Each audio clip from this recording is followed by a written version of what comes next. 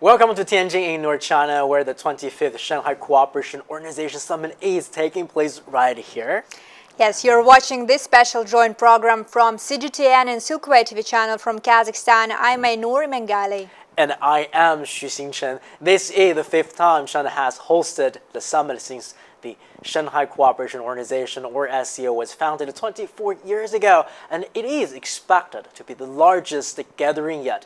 Chinese President Xi Jinping will chair the 25th meeting of the Council of Heads of State of the SCO, as well as the SCO Plus meeting, and deliver keynote speeches. Following the SCO Astana Summit in 2024, China once again assumed the rotating presidency, with the summit scheduled for August 31st and September 1st in Tianjin.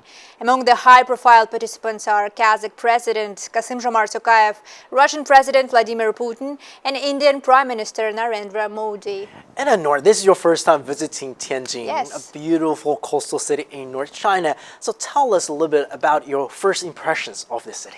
Yes, my first impression was of these big, beautiful buildings illuminated with the lightning show, and that impressed me a lot because it showed the warm and welcoming atmosphere for all who arrived here in the city. But it also illustrated the vibrancy and dynamism of the city, and I think it's very important.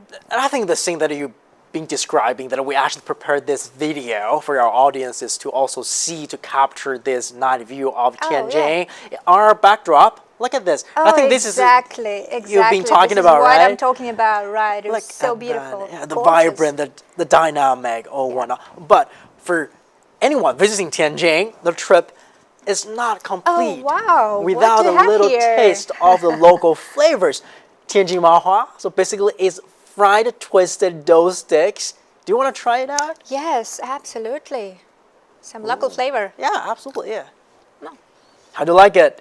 Yeah, it's a bit salty. So I believe there are plenty of different flavors, sweet one, a little bit sour ones, and with different fillings or whatnot. Yeah, it's tasty. Yeah, absolutely. Thank you. So definitely that we can see the city offers plenty of charm that it can add to the summit happening this year in Tianjin. And let's now dive into the SCO Tianjin Summit, and our colleague Wang Mengjie has the story. China, which assumed the SCO's rotating presidency in July last year, will host the largest ever gathering of the organization in Tianjin. President Xi Jinping will meet with the leaders of more than 20 countries and 10 international organizations to outline China's new thoughts and proposals for promoting what's known as the Shanghai spirit. President Xi Jinping will join other member state leaders in signing and issuing the Tianjin Declaration, approving the SCO's development strategy for the next decade, and releasing statements marking the 80th anniversary of the victory in the World Anti-Fascist War and the founding of the United Nations. They will also adopt a series of documents on strengthening security, economic, and people-to-people cooperation, mapping out the direction of the SCO's future development.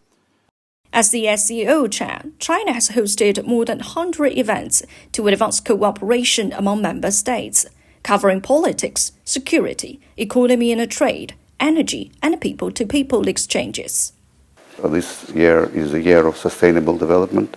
It is the theme of the year proposed by Chinese chairmanship, and sustainable development will be paid much attention, including ecology, climate change, and social economic development, which in turn includes green energy, transportation, connectivity, facilitating of trade and investment, and digital economy.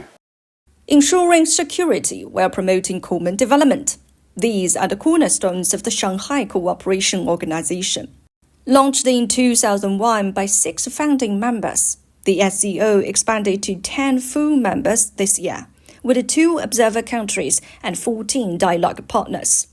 They represent nearly half of the global population and about a quarter of the world's GDP.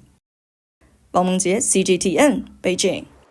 The Tianjin Summit is set to build on the commitments made in Astana in 2024, where member states pledged deeper cooperation in counterterrorism, renewable energy, and the digital economy.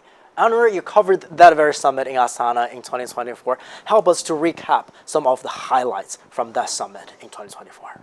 Yes, I would start with saying that Astana Summit was quite a success. It was a notable event providing a diplomatic platform for the leaders of SCO member states and their partners to advocate dialogue on a global scale. And Kazakhstan's initiative on world unity for just peace, harmony and development, endorsed by the SCO Council of Heads of State, has become a call to strengthen confidence-building measures and promote stable development for all nations. All these collective initiatives were included in the Astana Declaration.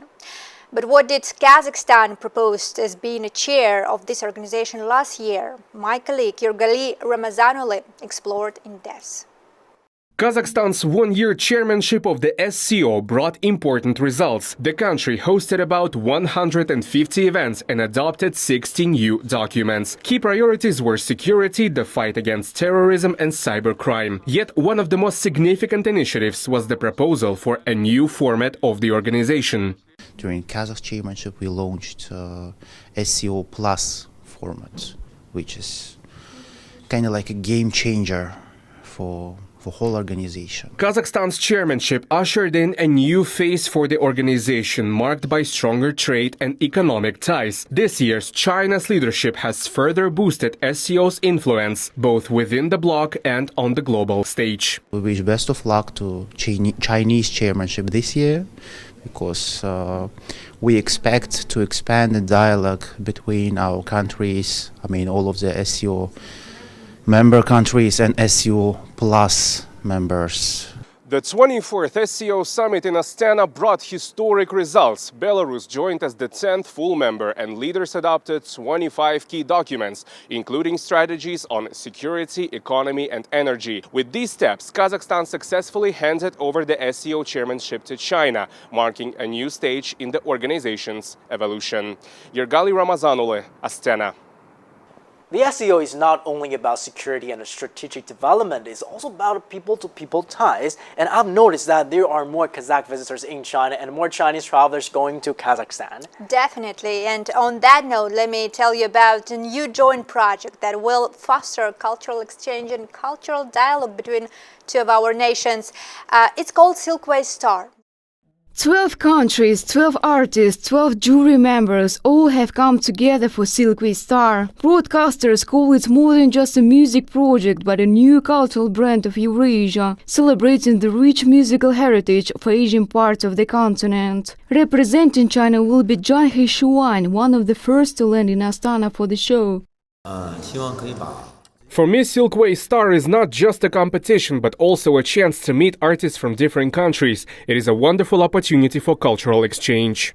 Backstage, Zhang Heishuan is deep in rehearsals with a live band. He is a winner of China's New Male Singer Awards and an alum of the hit show The Voice of China. Now he is working non-stop, practicing vocals, learning new choreography and coordinating outfits with his stylist.